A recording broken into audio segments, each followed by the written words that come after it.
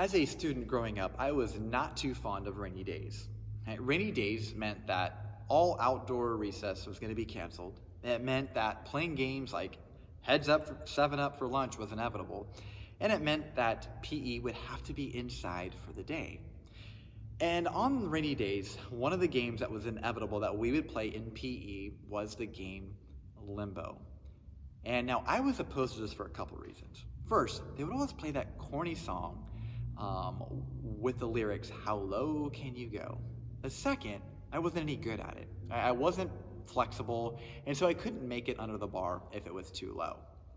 Now, as much as those lyrics to that Limbo song, "How low can you go?" drove me crazy, the phrase, if you think about it, in many ways is the essence of Christianity. How low are we willing to go in order to emulate Christ's love, in order to love others well?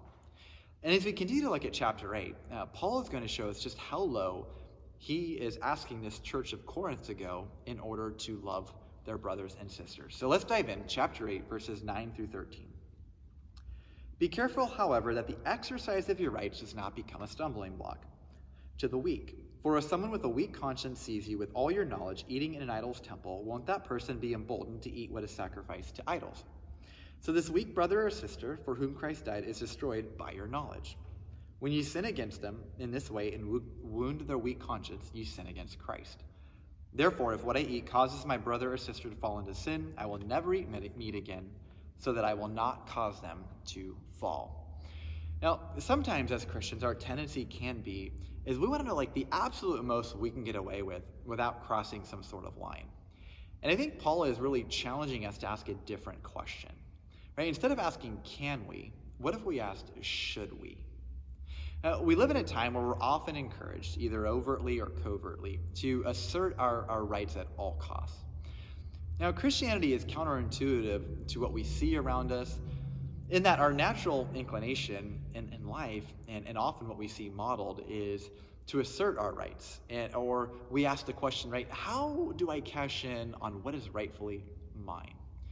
Now, the message of Christianity is really the opposite of this. The message of Christianity is, how low can you go in order to love others well?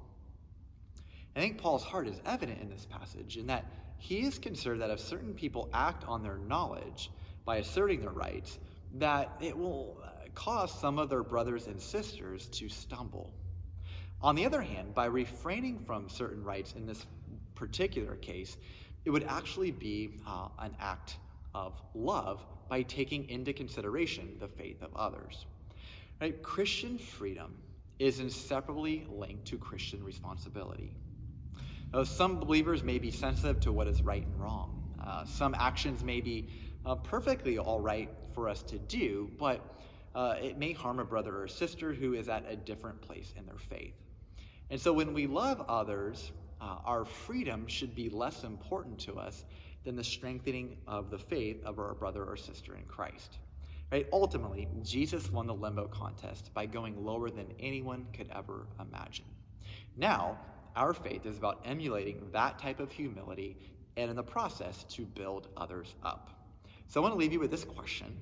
Well, what area of your life may you need to go low in order to build someone else up?